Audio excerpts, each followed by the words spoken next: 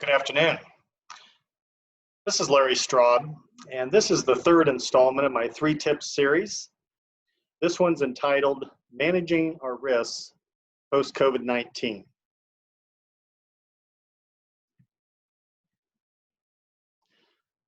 As I've talked about in my previous videos, we are going to have some changes as we emerge from our quarantine or this hibernation that we've kind of been forced into recently.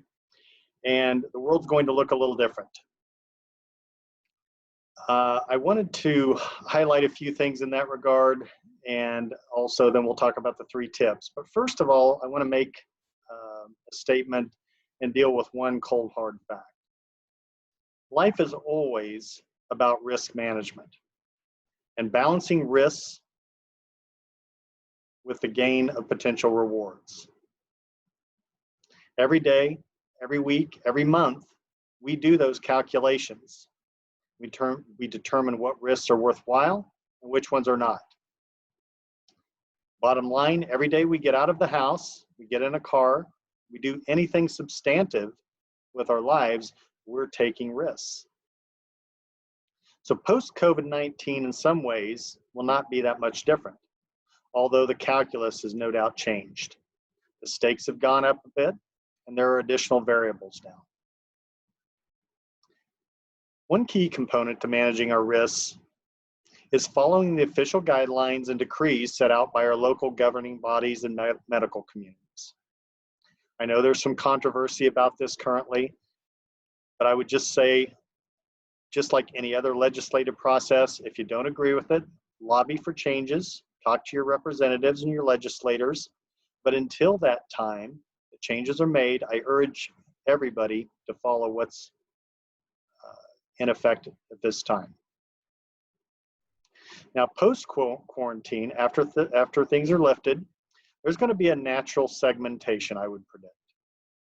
There will be a part of our society and culture that remains very conservative, living their lives somewhat like they've been living them this past month or so. There's going to be those in the middle that will start to venture out some, but will still be cautious. And then there's going to be probably about a third of our population that will spread their wings, get out, and try to return to a more normal life pattern. So for all of us, I think it's going to be very important that we scan the environment, utilize multiple news sources and media, and pay attention to what the medical community is saying in our particular area. Ultimately, we're going to have to make decisions that we feel are best for us, our families, and ultimately our long-term well-being. So now to the 3 tips for this week. 3 tips on how to control and manage your risks as much as possible in the post-COVID-19 landscape. First, go to businesses in less busy times, whether it be restaurants, grocery stores, hardware stores. Utilize them when they're in kind of their off-peak times, when they have less crowds in their operations. Possibly restricting shopping trips to once every 2 or 3 weeks instead of weekly. And also, in terms of dining, we hope to utilize our dining establishments and try to help keep them in business. We'll probably do a hybrid of sometimes in restaurant dining and other times pickup and delivery. And pay attention to the size of the crowds in the general environment, making sure that the business is taking seriously the needs and the safety of their customers. The second tip for this week, if you have to go into work, and many of us will need to return to the physical work environment, get information and provide input to your employer and your work environment so that hopefully they can ensure the safe return of all employees. Importantly, key on what you can control and focus on that, including suggestions to employers, other employees, suppliers, etc. The third tip for this week is understand that you cannot get rid of all risks. at least without the penalty of giving up your freedom and ultimately being able to experience life. You can only minimize and manage the risks, but I believe we can work to define an appropriate and healthy balance going forward. Some ways you might reduce your risk going forward. This isn't exhaustive, but just some examples. First of all, as I said, follow the directions and decrees of government and medical authorities. Be aware of your environment and your situation. Pay attention to sanitation and cleanliness of the operations you're dealing with.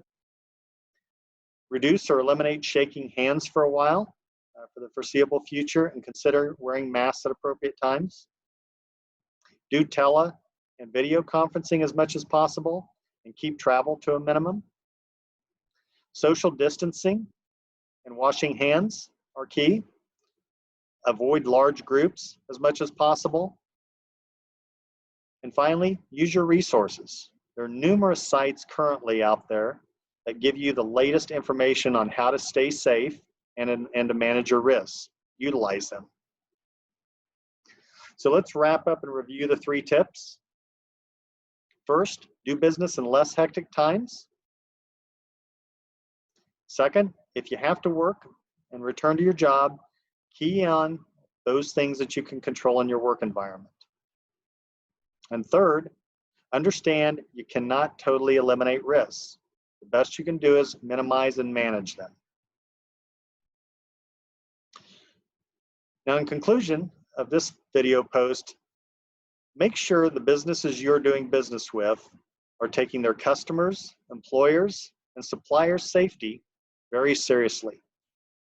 If you have suggestions on how they can do better, be sure to communicate that to them.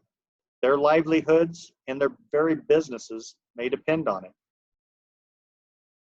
Well, thanks for listening to this post for this week. Next week, I will be talking about how businesses can better position themselves in a post-COVID-19 world and make more sustainable and profitable operations going forward.